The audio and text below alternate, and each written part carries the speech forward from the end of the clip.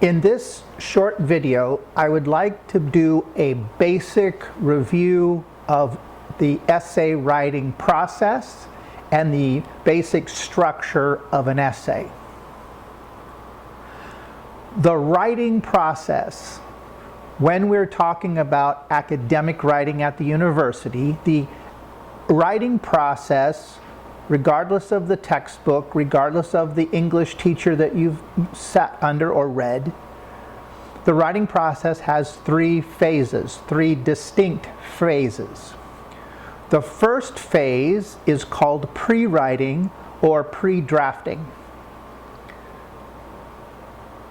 I like to define the pre-writing phase as everything you do as a writer before you start putting sentences together into paragraphs.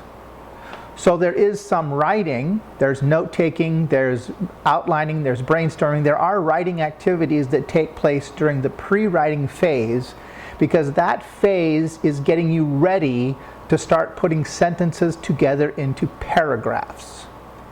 The second phase then is paragraphing, also called drafting or writing your draft. That's the building of the paragraphs. There are some writers who start with the very first sentence of their paper and write straight through the paper. There are other writers who will start paragraphing the paragraphs that are most ready to be written, knowing that later they can move things around to create the structure of the essay. And then the third phase of the writing process is revising. Revising is anything you do with a paragraph once you have initially drafted the paragraph.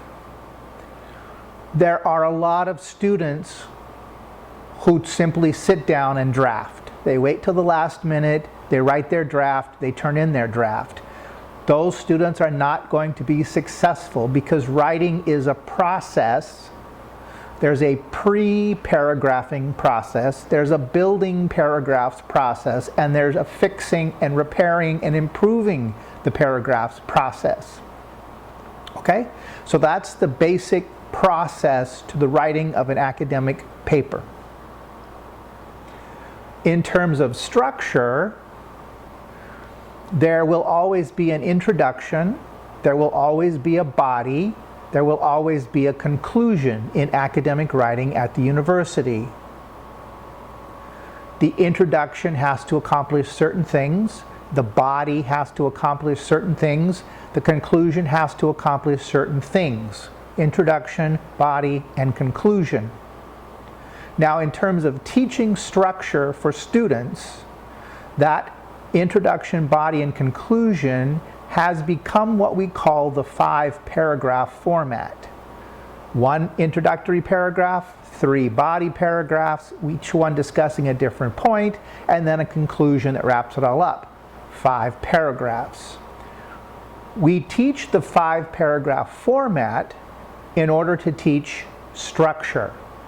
That you will always have an introduction, you will always have a conclusion, you will always have multiple paragraphs in the body.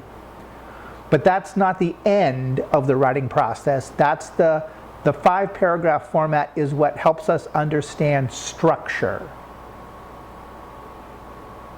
The 5-paragraph format is very good at teaching us structure, but when you get to the university, when you're in your last 2 years at the university completing your degree, you will be primarily taking classes in your major.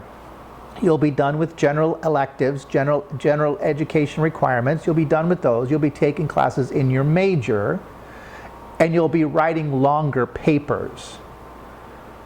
So as you transition through your first couple of years at the college and move on to the last years at the university, I want you to realize that the 5-paragraph format helped you learn structure, but you need to stop counting paragraphs.